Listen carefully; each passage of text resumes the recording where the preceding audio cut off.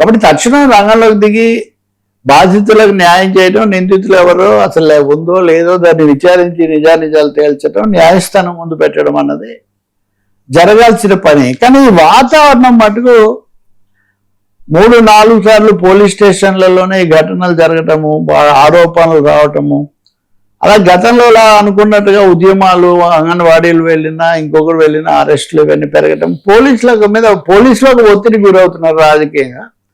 పోలీసులేమో మళ్ళీ వచ్చి ప్రజల మీద లేకపోతే ఇంకో దాని మీద పడితే ఇలాంటి ఘటనలు చాలా పెరుగుతున్నాయి. ఇదో తీవ్ర నిరసనగా ఉంది.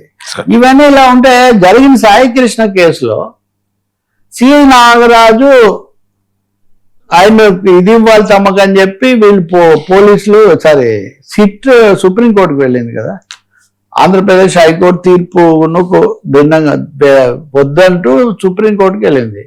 సుప్రీంకోర్టులో ఏంటి నాగరాజును ఎందుకు ఇవ్వకూడదు, సిఐ నాగరాజును ఫలానా విధంగానే విచారించాలని ఏముంది, ఆయన ఎక్కడైనా విచారించవచ్చు, మీకు అభ్యంతరం ఏంటని సుప్రీంకోర్టు తీవ్రంగా స్పందించితే కాదు నాగరాజుకి ప్రాణహాని ఉందని వీళ్ళు చెప్పారు.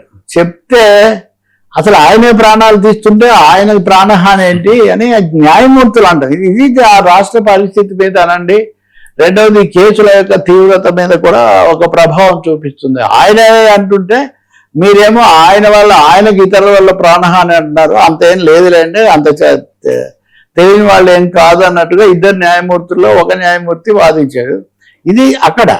మీరు మళ్ళీ హైకోర్టుకు వస్తే కనుక సాయికృష్ణ తల్లి విజయలక్ష్మి సిబిఐ దర్యాప్తు కోరుతూ అది వరకు పిటిషన్ వేశారు. ఆమె ఎందుకు పిటిషన్ వేశారు, మళ్ళీ ఆమె ఎందుకు ఉపసంహరించుకుంటున్నారు, దీని మీద మాకు పూర్తి క్లారిఫికేషన్ కావాలి.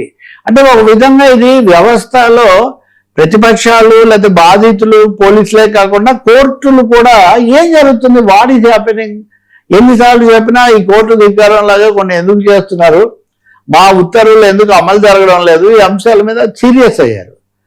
నేను అనేది ఏమంటే శాంతి భద్రతల కోణం ఒకటైతే రాజకీయంగా కూడా ఇవన్నీ ప్రభుత్వానికి కొంచెం ఎదురు దెబ్బలుగా షాకులుగా ఉంటాయి.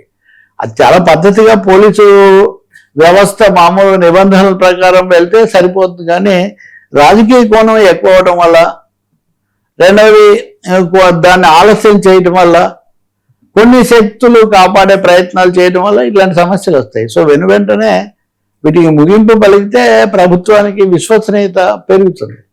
పోలీసులకు సంబంధించి శాంతి భద్రతలకు సంబంధించిన ఆరోపణలు పెరిగితే మొత్తంగా విశ్వసనీయత దెబ్బతింటుంది.